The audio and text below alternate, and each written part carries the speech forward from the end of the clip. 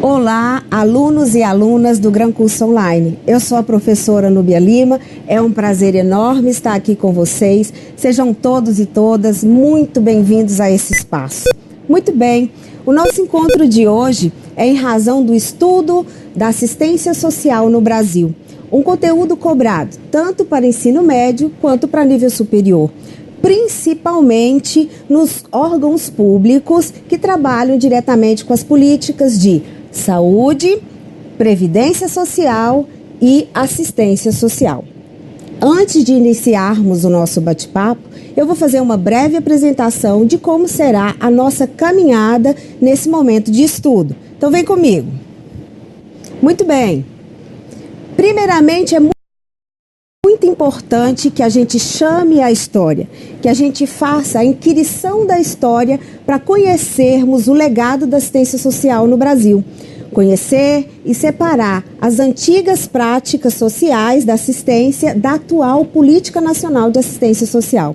É muito importante compreender nesse percurso os vícios e os equívocos de uma história que é secular e que relaciona uma política à pobreza, à caridade e ao favor. Nós vamos também aprender os conceitos que particularizam essa política nacional de assistência social, por isso que está aí PNAS, e vamos também descobrir os desafios e enfrentamentos para concretizarmos, esse direito de cidadania que está posto na Constituição desde 1988. Então vamos lá. Os conteúdos que nós vamos trabalhar. Primeiramente, a construção sócio-histórica da assistência social, os modelos de proteção social no Brasil, a inserção da política social, da política de assistência social na Seguridade Social e a assistência social enquanto um direito de cidadania. Então vamos lá. Tem também os marcos legais que existem na Constituição Federal, E após ela também. Quais são os primórdios da história da assistência social no Brasil? Bem, o cuidado com a família, com os entes da família, ficava por conta de cada espaço familiar. A família é que dava conta, ou deveria dar conta, dos cuidados dos seus familiares. Caso isso não acontecesse, a sociedade se encarregaria desses cuidados de quem necessitasse. Na nossa história, o que ocorre? Nós temos 400 anos de história de cuidados da Igreja Católica para com aqueles que, porventura, necessitassem. O Estado, durante muito tempo, se ausentou desses cuidados enquanto um dever. O que acontece? A Igreja acaba cuidando durante muito tempo dos cidadãos que vieram a necessitar de cuidados na saúde, de alimento e outras questões relacionadas à falta de condições de subsistência. Um grande exemplo que se tem do funcionamento da igreja no atendimento às necessidades da sociedade brasileira são as Santas Casas de Misericórdia e também as irmandades que fizeram todo esse cuidado aí com os cidadãos brasileiros. Em 1923, foi promulgada uma lei que se chama Lei Eloy Chaves, foi o primeiro sistema de previdência social no Brasil. A gente mais à frente vai falar com um pouco mais de calma a respeito desse sistema, dessa lei, que foi a primeira, é a precursora do atual sistema de previdência social que nós temos no Brasil. Outra questão é que em 1942, no governo de Getúlio Vargas, ele criou a Legião Brasileira de Assistência, a famosa LBA, uma instituição gerida pela primeira-dama, que no governo de Getúlio Vargas foi muito importante, sobretudo após a Segunda Guerra Mundial. Outro conteúdo que com um pouquinho mais de calma a gente vai falar a respeito dele. Então vamos lá. Vejam bem, vamos fazer um passeio histórico a respeito dessa assistência social no Brasil, que ela vai passear da benesse até o direito que nós temos garantido hoje pela Constituição. Vem comigo. Em 1543, houve a implantação da primeira Santa Casa de Misericórdia no Brasil. Em 1549, a chegada dos padres jesuítas no Brasil para a educação dos indígenas. Em 1693, a Carta Régia, que estabelece a assistência social como proteção específica aos menores. Para quem pretende fazer o concurso da Secretaria da Criança, o que envolve, né, a história da infância e da juventude, perpassa pela proteção, por essa primeira Carta Régia que veio falar da assistência aos menores, porque era um problema social muito latente durante esse período. Então vamos voltar para o slide. Em 1927 foi criado o Código de Menores, outro assunto bastante importante para quem pretende fazer o concurso da Secretaria da Criança, vai ter que estudar um pouquinho dessa história. Porque se relaciona o Código de Menores, a proteção específica a menores com a nossa história da assistência social. Porque foi um período em que o Brasil, o Estado brasileiro, precisava se posicionar para conseguir atender uma demanda existente que se referia aos menores daquele período. Então, mais à frente, a gente vai conversar um pouquinho a respeito de como aconteceu essa história. Vamos lá. Voltando a falar a respeito da história, veja bem, em 1930 houve a Revolução Industrial em que Getúlio Vargas, por meio de golpe militar, assume o poder. O que ocorreu nesse período? Vejam no slide. O desenvolvimento industrial do Brasil. Um período do chamado capitalismo monopolista. O que ocorreu? Desde 1900 a 1930, muitas pressões populares buscavam melhores condições de vida e de trabalho. Então, Getúlio Vargas, como medida social e econômica para garantir o desenvolvimento do país, tomou a iniciativa de mudar a forma como o Estado tratava as questões sociais. Vejam bem, vamos ao slide. Em razão dessas manifestações de pobreza, o Estado getulista, né, um pouco antes do Estado getulista, todas essas relações, né, de pobreza, de manifestação social, eram tratadas como caso de polícia. Só que Getúlio, como estratégia de governo para garantir os objetivos estabelecidos por ele passou a tratar as questões sociais como um caso de política pública. O Estado passaria a intervir, a cuidar do cidadão brasileiro. Vejam bem, em 1930, o Estado vai assumir a responsabilidade de cuidar. Porém, esse cuidado foi um mecanismo compensatório de atenção aos pobres, desempregados e vulnerabilizados do período do governo de Getúlio. O que ocorreu? Vamos ao próximo slide. Em 1938, foi criado um Conselho Nacional de Serviço Social. Foi uma instituição importante para tentar gerir a assistência social que Getúlio adotou durante seu governo. Não funcionou muito bem, mas foi importante porque foi um momento em que o Estado brasileiro passou a ter um órgão que ia gerir, ia ter o cuidado com a assistência social. Vamos voltar para o slide. Em 1942, a Legião Brasileira de Assistência é criada por Getúlio Vargas. E essa, como eu disse, a Legião Brasileira de Assistência, ela vai ser vinculada ao Ministério da Educação e Ministério da Saúde e vai ser destinada a cuidar primeiramente dos pracinhas e de suas famílias. Os pracinhas foram os brasileiros que foram para a Segunda Guerra Mundial e retornaram, muitos retornaram, outros não retornaram e as famílias ficaram desamparadas. Então a Legião Brasileira de Assistência veio para atender tanto os pracinhas que retornaram da Segunda Guerra, quanto as famílias que precisavam de amparo após esse período. Vamos voltar para o slide. Em 1941, surgem as primeiras creches populares no Brasil. O que isso significa? Significa que o Estado passou também a cuidar das crianças menores. Isso retrata também uma política de assistência social utilizada por Getúlio Vargas no período do seu governo. Vamos lá, continuando a nossa história. Muito bem, no governo de Getúlio Vargas nasceu o primeiro sistema de proteção social no Brasil. Mas esse sistema de proteção social tem um pequeno detalhe. O que acontece? Getúlio Vargas utilizou esse sistema de proteção social não como uma política de direito, ela não foi para a Constituição.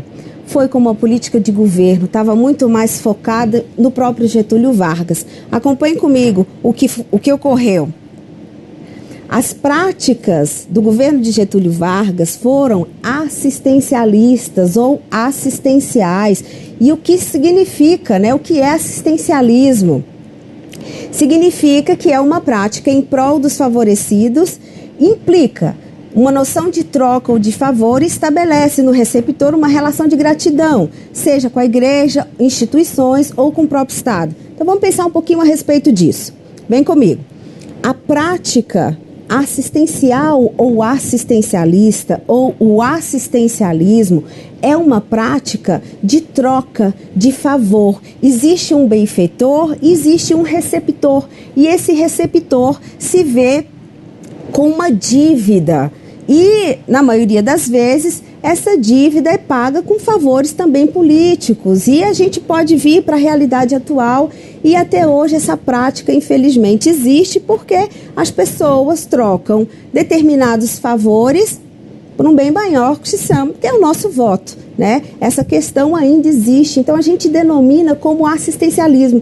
Isso é bastante cobrado nos concursos, esse termo, se é assistencial ou se é assistencialista ou se é da assistência social. E no decorrer das nossas conversas a gente vai entender como é que a gente vai diferenciar. Então precisa ficar bem claro.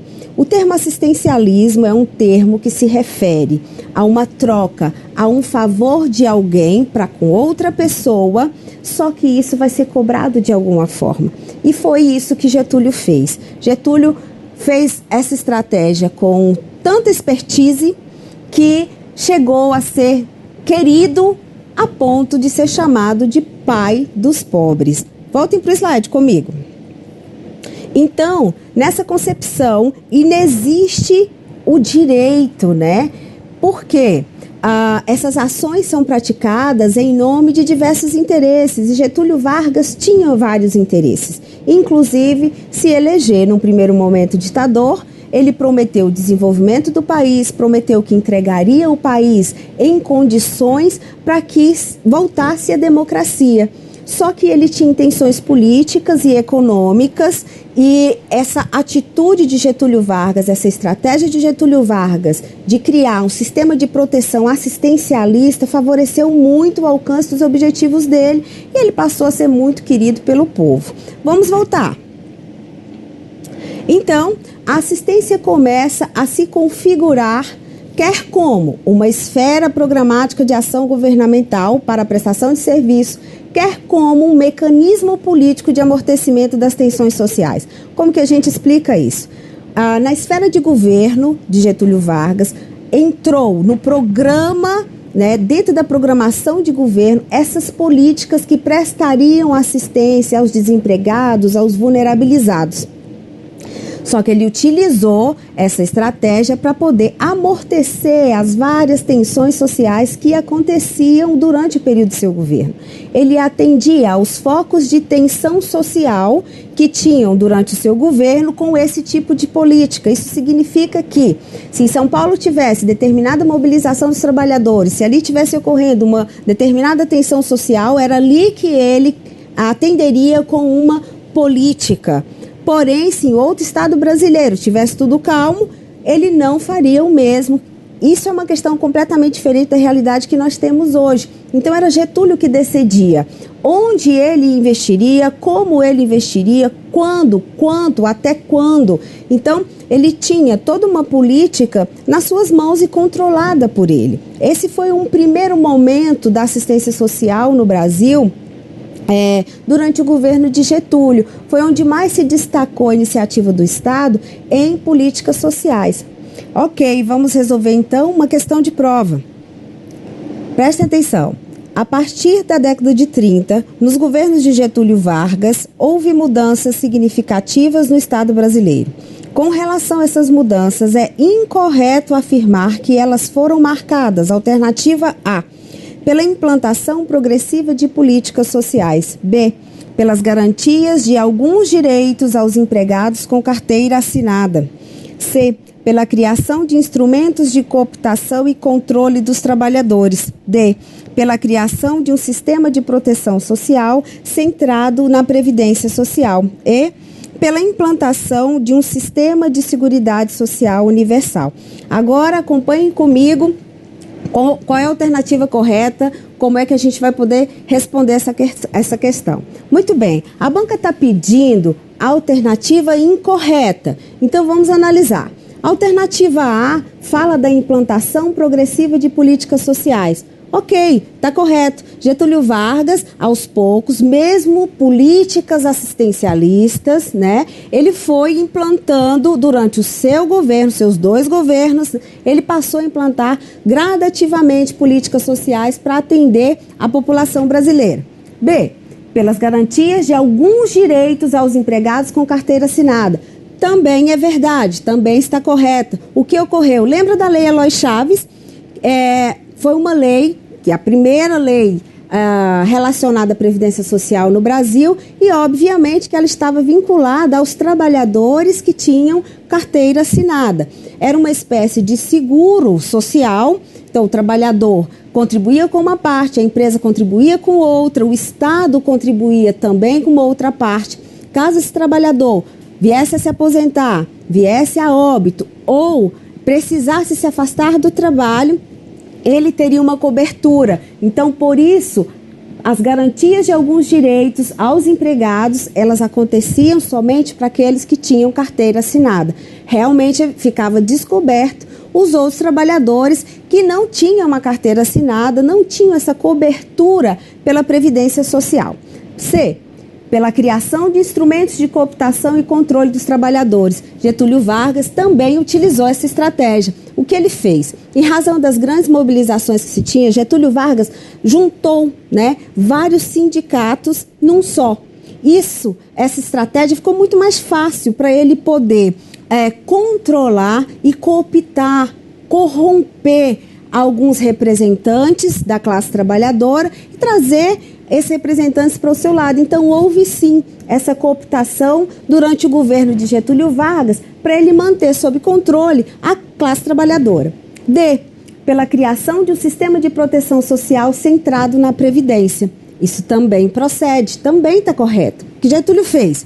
Pegou os recursos de 1923, com a criação da Lei Eloy Chaves, ele assumiu em 30. Depois de 30, o que era Caixa de Aposentadoria e Pensão, criada lá pela Lei Eloy Chaves, passou a Instituto de Aposentadoria e Pensão, controlados pelo Estado, e Getúlio foi à praça pública e disse, olha, a partir de agora, quem vai cuidar do Instituto de Aposentadoria e Pensão vai ser uma pessoa da minha confiança. E aí, a partir desse sistema de proteção social que existia à época, era centrado na Previdência. Por quê? Se necessitasse de assistência médica, teria assistência médica, cobertura de assistência médica, somente aqueles trabalhadores que tivessem carteira assinada. Se necessitasse, se machucasse, precisasse se afastar do trabalho, somente para os trabalhadores com carteira assinada. Se viesse a óbito, a família receberia pensão somente se o trabalhador tivesse contribuído previamente, todos os meses, lá para o Instituto de Aposentadoria e Pensão, que foi criado por Getúlio Vargas, mas ele já aproveitou uma ideia que já existia da Lei Eloy Chaves. Então, a gente só tem como alternativa incorreta a letra E, Por quê? Não houve, no governo de Getúlio Vargas, a implantação de um sistema de seguridade social universal. O que significa isso? Para todos. Por que não era para todos? Exatamente porque estava vinculado, centrado na Previdência Social, só para aqueles trabalhadores que contribuíam mensalmente. Então, não foi universal. As políticas sociais criadas durante o governo de Getúlio Vargas, voltadas para a área de assistência, previdência e saúde, não se voltavam para a população desempregada.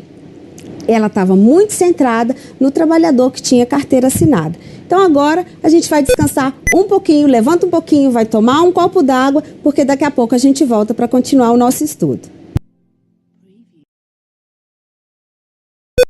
Muito bem, retomando o nosso estudo, acompanhem comigo o próximo slide, que vai falar a respeito desse passeio histórico que nós estamos fazendo com relação à assistência social no Brasil. Vem comigo.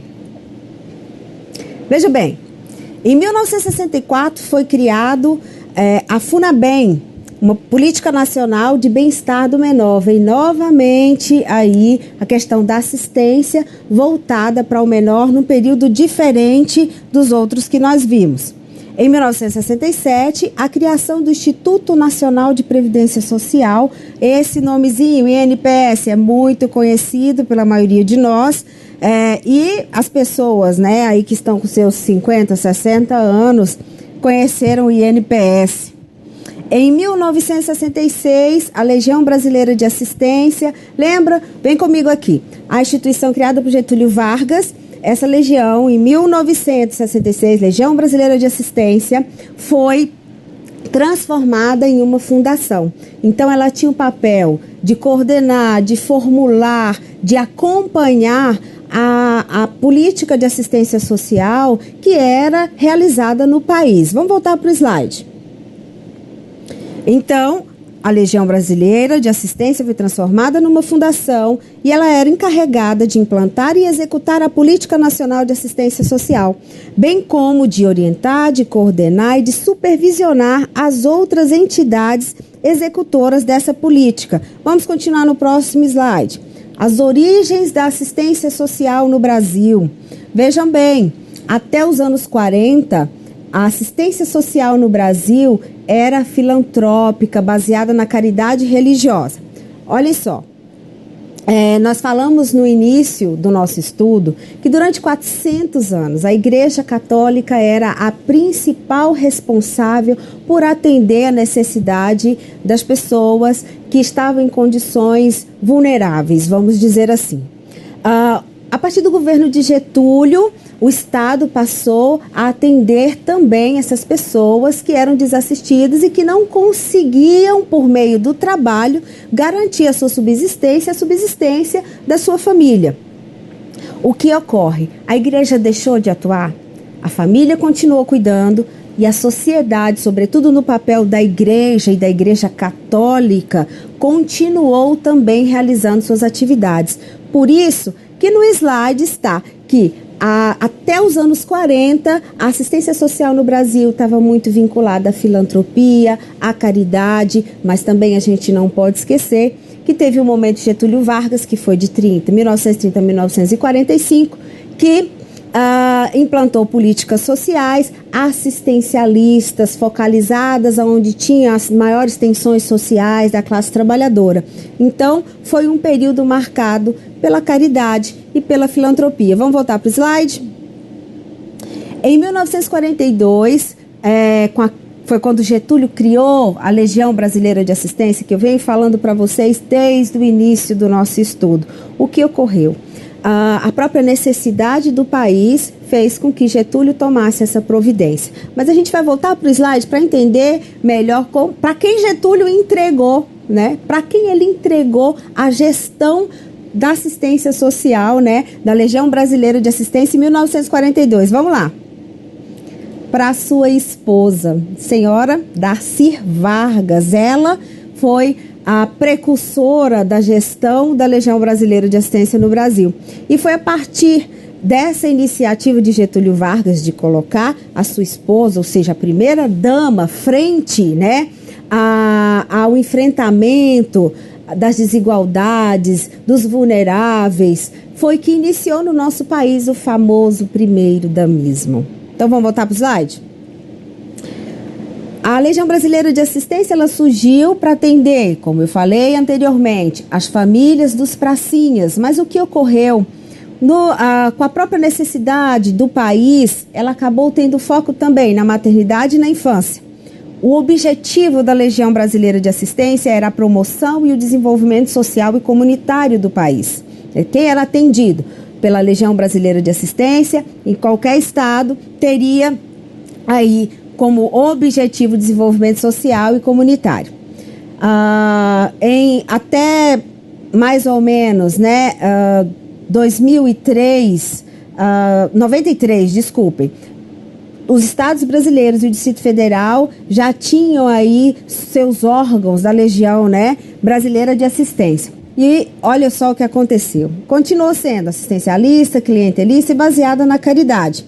Mas o primeiro damismo, volta para mim, que desde 1942 aconteceu, porque veio o governo de Getúlio, vieram os outros governos e as primeiras damas continuaram cuidando da Legião Brasileira de Assistência. Porém, em 1993, no governo Collor, após toda a problemática que nós tivemos de impeachment, da saída dele do governo, a primeira-dama, Rosiane Collor, foi envolvida no escândalo da Legião Brasileira de Assistência e aí termina o primeiro damismo no Brasil nos cuidados à assistência social.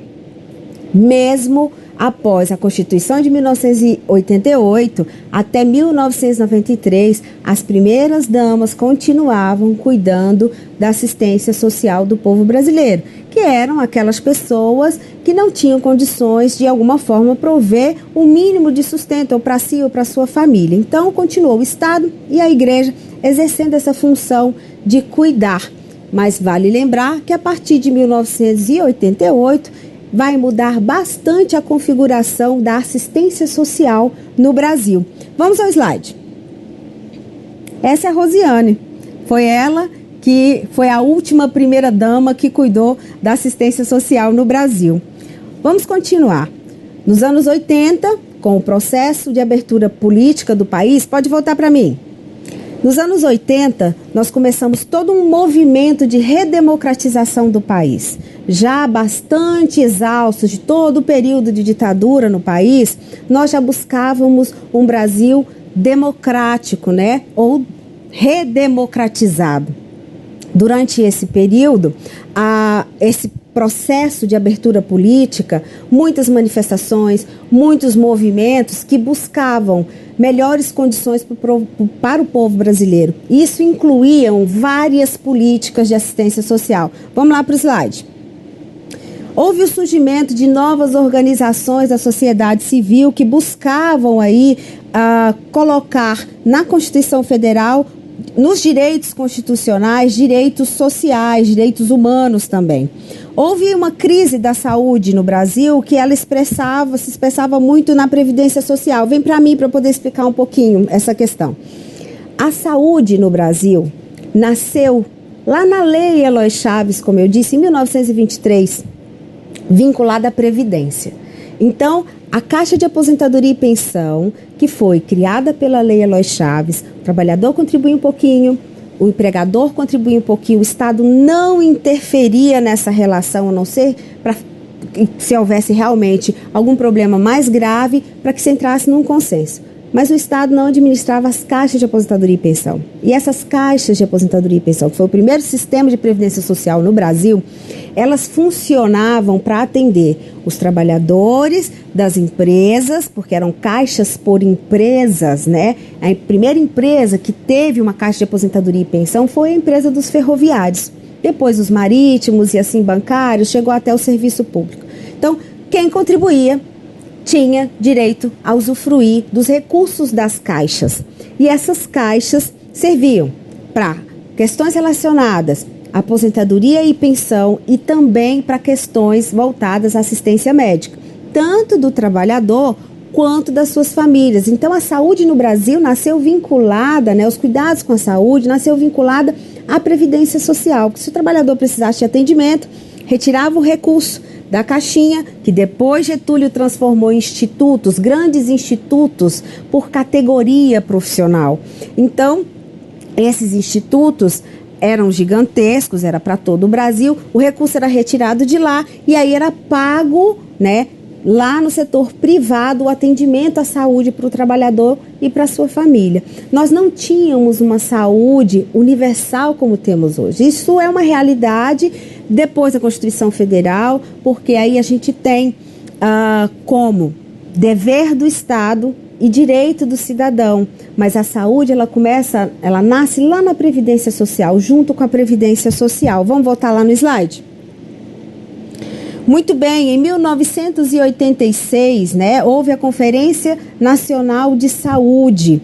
Volta para mim.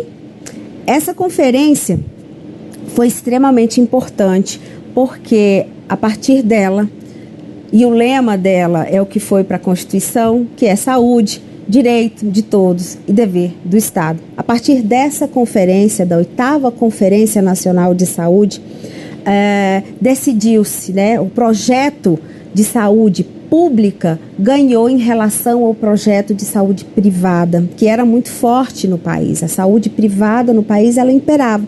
Mas, em razão do movimento sanitário, dos trabalhadores da saúde, da população, nós conseguimos, né, inserir no texto constitucional de que a saúde seria um dever do Estado e um direito do cidadão, e ela seria universal, ela seria para todos, não só para aqueles que trabalhavam e contribuíam, ela seria para todo cidadão, como é hoje, né? Por mais que a gente tenha dificuldades no nosso Sistema Único de Saúde, a gente sabe que ele é para todos, independente de contribuição, ele vai atender o cidadão brasileiro. É uma saúde completamente diferenciada do período anterior à Constituição. Mas vamos voltar lá no slide? Em 1988, é promulgada a Constituição Federal e aí nós temos um marco importantíssimo na história da assistência social. Então vejam bem, durante o período de Getúlio Vargas, né, houve, como eu falei, o primeiro sistema de proteção social no Brasil. Esse sistema de proteção social era somente para os trabalhadores que contribuíam para os institutos de aposentadoria e pensão. E teve um grande problema nessa questão. Por quê? Era para os trabalhadores urbanos. Então, essa contribuição era para quem tinha carteira assinada e quem estava na zona urbana. Vamos lá no slide para a gente entender melhor um pouco como aconteceu. Então, esse primeiro modelo de sistema de proteção social no Brasil, ele era uma forma de seguro. Seguro porque o trabalhador tinha que contribuir para ter acesso, conforme eu expliquei. Servia, né, e atenderia somente os trabalhadores assalariados e urbanos. A cidadania estava embutida na profissão. Então, é o que a gente chama de cidadania regulada. Pode vir para mim para eu poder explicar. A cidadania regulada, esse termo é utilizado e já caiu, foi cobrado por várias bancas. É um termo que está relacionado ao direito. Então, vai ter direito às políticas sociais quem contribui, quem trabalha com carteira assinada. Então, é uma forma de cidadania regulada pelo Estado. É cidadão e tem direito aquele que trabalha e que contribui. Aquele que não trabalha não terá os mesmos direitos. Vai depender lá da caridade da igreja, do atendimento das Santas Casas de Misericórdia e de alguns atendimentos pela Legião Brasileira de Assistência. Então, esse primeiro modelo, criado por Getúlio Vargas, tem esse formato, né, de cidadania regulada. Era considerado cidadão e teria direito àquele que contribuísse para a Previdência Social. Vamos voltar lá no slide? Então, esse termo, né, esse formato e esse modelo teve como principal configuração a desigualdade social entre os cidadãos a partir do sistema de previdência social, porque ele separou trabalhadores urbanos e trabalhadores rurais. Volta para mim? Dessa forma, o trabalhador urbano contribuía e tinha acesso à saúde e à previdência social, porém o trabalhador urbano ficou de fora. Então houve essa segregação, essa separação de cidadania entre aqueles que tinham direitos, que eram os trabalhadores urbanos que contribuíam, porque tinha os trabalhadores que não contribuíam porque não tinham carteira assinada, estavam aí no mercado informal, mas os trabalhadores rurais ficaram fora desse processo. Então, houve essa desigualdade social em relação aos direitos sociais dos trabalhadores, porque os trabalhadores rurais também eram trabalhadores, mas ficaram desassistidos. Vamos ao próximo slide. Olha aí uma questão de prova. Vamos ver. As políticas sociais vigentes no Brasil até meados da década de 80, no século XX, apoiaram-se no princípio do mérito, ou seja, na posição ocupacional e de renda do indivíduo no interior da estrutura produtiva. Então, vamos analisar aqui. Vem aqui comigo para o quadro. Vamos lá. Olha só. Vamos ler novamente. As políticas sociais vigentes no Brasil até meados da década de 80 do século XX apoiaram-se no princípio do mérito. Até aqui, corretíssimo. Era mérito. Se eu contribuía, eu teria acesso. Se eu não contribuísse, eu não teria acesso. Então, era mérito, era de quem merecia, porque tinha contribuído previamente. Ou seja, estava vinculado esse mérito à posição ocupacional e de renda, porque era um trabalhador que contribuía, que tinha carteira assinada, e também estava relacionado à estrutura produtiva, porque esse trabalhador estava inserido no mercado de trabalho, ele era produtivo, portanto, ele tinha o mérito de ter acesso aí às políticas sociais vigentes até os anos 80. Então, a alternativa está corretinha. E aí, agora a gente vai voltar para o próximo slide. Vejam bem, continua o passeio histórico aí, que vai retratar a assistência social, mas a gente vai falar agora de outro período, que é a partir da Constituição de 1988. Então, vejam bem, na Constituição Federal, no artigo 194, estabelece o seguinte: lá existe um conjunto integrado de ações do Estado e da sociedade voltadas a assegurar os direitos relativos à saúde, à previdência e à assistência social, incluindo também a proteção ao trabalhador desempregado via seguro-desemprego. Tem uma outra questão que fala que esse sistema será abrangente no atendimento das necessidades sociais e vai se convergir na garantia de patamares mínimos de vida à população. Eu vou voltar para o quadro para a gente poder entender melhor e visualizar como é que isso acontece. Veja bem, a Constituição Federal, no artigo 194, trata exatamente da Seguridade Social no Brasil.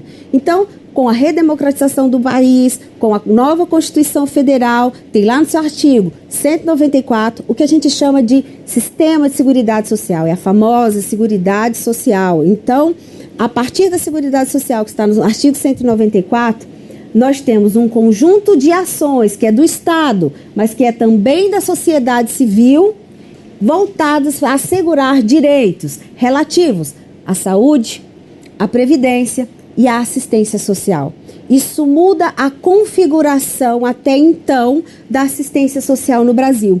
O que antes era uma política de determinados governos, focalistas, clientelistas, de forma assistencialista, que não era numa perspectiva de direito, com a Constituição Federal essa configuração muda bastante. O que acontece? A partir de agora, a assistência social no Brasil passa a ser um direito. Ela faz parte do famoso tripé da Seguridade Social: saúde, previdência e assistência social. Então, esse sistema abrangente de Seguridade Social, ele vai atender às necessidades sociais e vai garantir o mínimo social à população brasileira dentro dessas políticas de saúde, de previdência e agora uma política de assistência social de direito, como um dever do Estado e um direito de todo cidadão brasileiro. Vamos voltar para o próximo slide? Vem comigo. Olha só, esse é a configuração, a representação da Seguridade Social. Veja bem, olha o tripé. Esse aqui é o sistema que está lá no artigo 194 da Constituição Federal. Aqui nós temos a saúde, que é um direito de todos e dever do Estado, a previdência social e a assistência social. Vem para mim, deixa eu explicar um pouquinho, agora vamos entender por que esse tripé. Ele é muito importante porque ele traz 3 políticas que interferem na condição social, econômica da população brasileira. Não foi escolhido à toa, tem um porquê histórico que consegue justificar o porquê dessas políticas juntas. Mas a gente precisa entender um pouco mais da história, por que nós definimos que seria saúde, assistência e previdência social dentro de um sistema gigantesco que se chama Seguridade Social. E aí a gente vai buscar a origem do termo seguro social, que é um sistema de proteção social que iniciou lá na Alemanha, e o sistema de seguridade social que iniciou lá na Inglaterra. Acompanhe comigo como aconteceu. Veja bem, o primeiro sistema de proteção social é o sistema alemão, é o sistema inglês de Beveridge.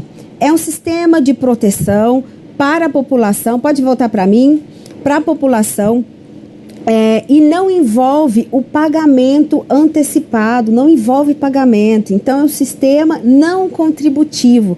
A população que necessitar vai ter acesso a políticas sociais sem que antes tenha tido a necessidade de contribuir. Então, esse é o modelo de seguridade social criado por Beveridge lá na Inglaterra. Só que nós temos um segundo modelo de proteção social. Vamos voltar para o slide para a gente entender um pouco melhor. O modelo de Bismarck, que é o modelo alemão, um modelo de seguro social contributivo. Então, vem comigo aqui, deixa eu explicar. Vamos lá, olha só. Primeiro modelo é o modelo inglês, que é o modelo de Beveridge, que é de seguridade social não contributivo. Já o modelo alemão é um modelo de seguro social contributivo. Então, só vai ter acesso quem contribuir. Já no de seguridade, vai ter acesso independente de contribuição, vai acessar as políticas sociais. No modelo alemão, isso não acontece. Agora a gente vai voltar para o slide e nós vamos entender um pouquinho mais de cada modelo de proteção social e como foi que nós misturamos esses dois modelos, um inglês e o outro alemão, na nossa Seguridade Social, que está lá no artigo 194. Vamos lá. Vejam bem, o modelo de Bismarck, né? Ele foi pensado, né, e criado por Bismarck no final do século XIX na Alemanha. Era um momento de um Estado-providência. O que significa? Significa que o Estado criaria políticas sociais baseado no seguro, ou seja, para aqueles que contribuíssem. Era um modelo contributivo, como eu falei, num formato de seguro. Você paga primeiro para depois você ter acesso às políticas que são destinadas para aquele tipo de seguro que foi pago. E aí o acesso, né, dá acesso a bens e a serviços voltados principalmente para a previdência social. Vejam bem, é uma concepção liberal, né? É um modelo de sistema de proteção individualista, seletivo, porque ele separa, só vai ter acesso quem paga. Quem não paga, quem não está no sistema de seguro, fica fora dele. Outra questão é o financiamento. Como ele é financiado? É arrecadado uma parte da empresa, uma parte do Estado e outra... Vamos voltar. Empregador, empregado e Estado. Então, se juntam para poder criar políticas, mas essas políticas só acontecerão se previamente houver uma arrecadação e uma contribuição. E aí a gente tem esse formato, né? Volta para mim. Nós temos esse formato de seguro social na nossa Previdência Social. Desde a Lei Eloy Chaves. Eloy Chaves já pegou esse modelo de Bismarck, esse modelo alemão de seguro social e já criou o nosso primeiro sistema de Previdência Social. Então, desde o início da Previdência Social, ela tem sido baseada no modelo que a gente chama de bismarckiano. Em 1988, com a Constituição, se manteve esse modelo, mas ele é um modelo de seguro social. Porém, ele está dentro da nossa Seguridade Social. Então, para a gente descansar um pouquinho e não ir tão adiante, eu vou interromper, você vai